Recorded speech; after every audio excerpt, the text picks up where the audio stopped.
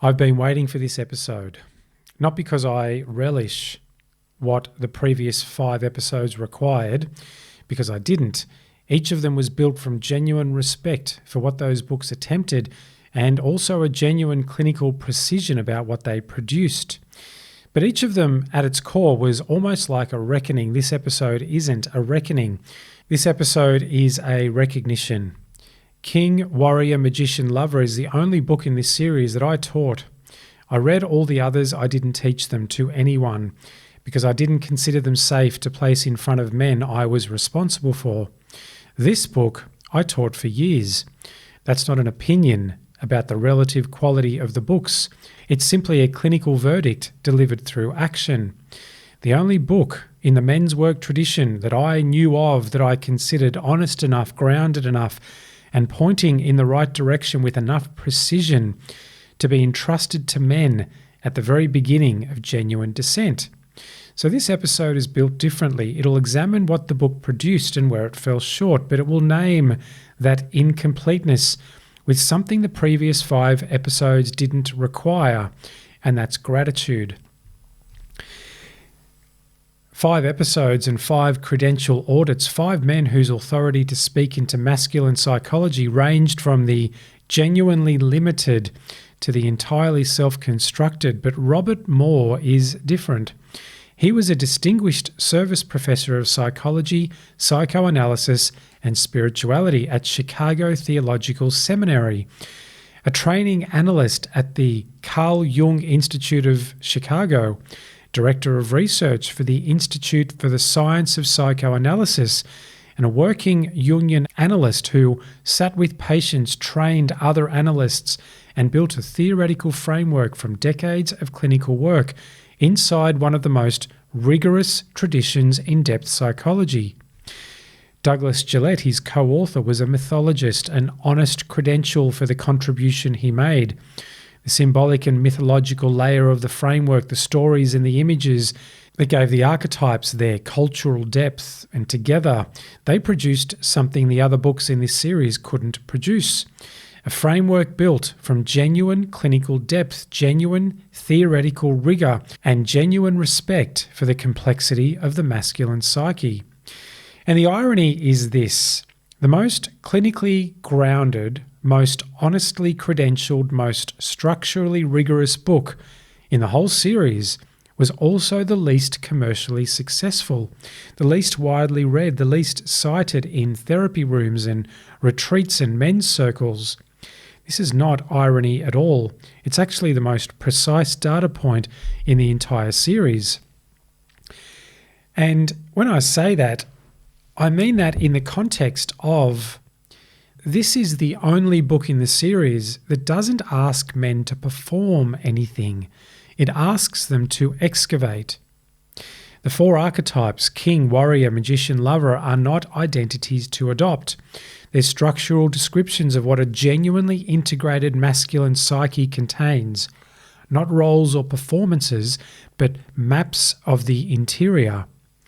And here they are: the tyrant and the weakling as the shadow expressions of the king, the sadist and the masochist as the shadow expressions of the warrior, the manipulator and the naive man as the shadow expressions of the magician, and the impotent lover and the addicted lover as the shadow expressions of the lover.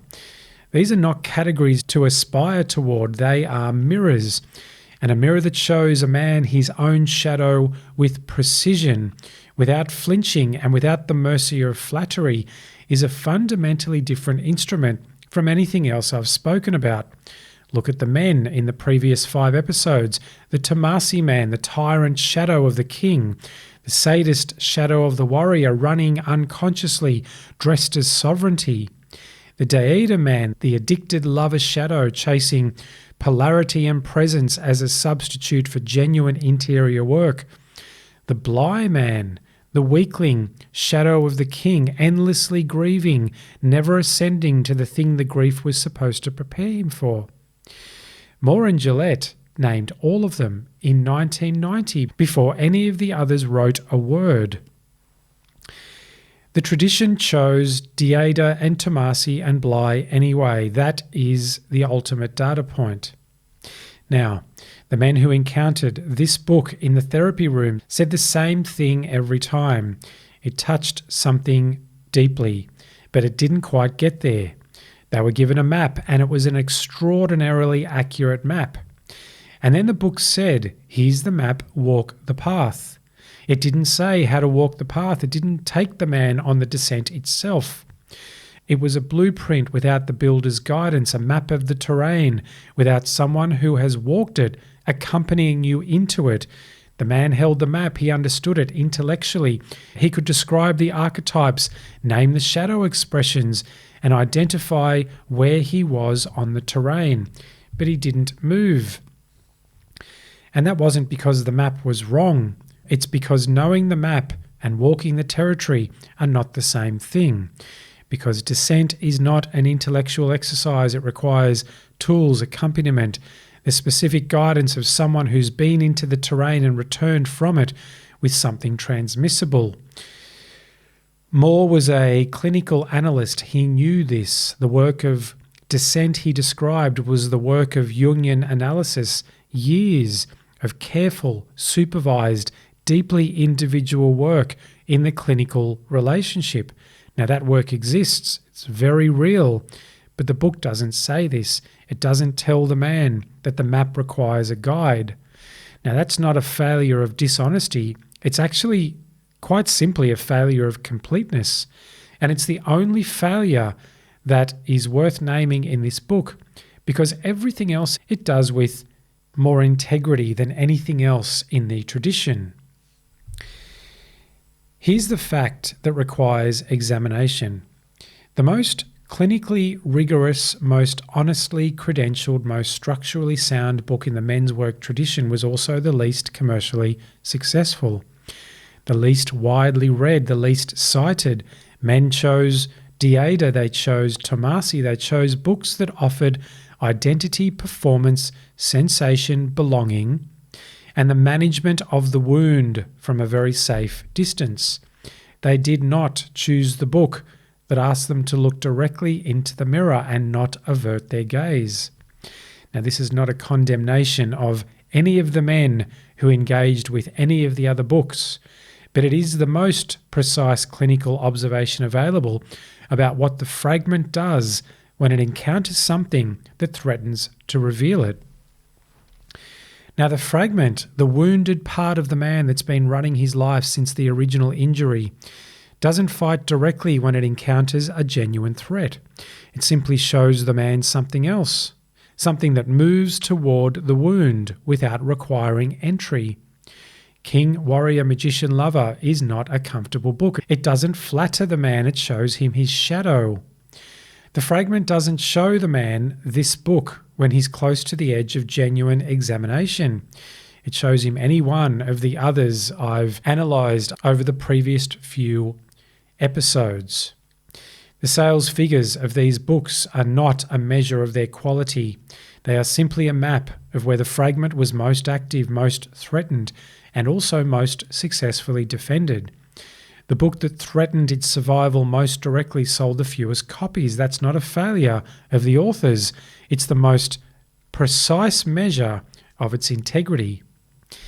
If you've listened to all 6 episodes of this series so far, you've done something that requires courage.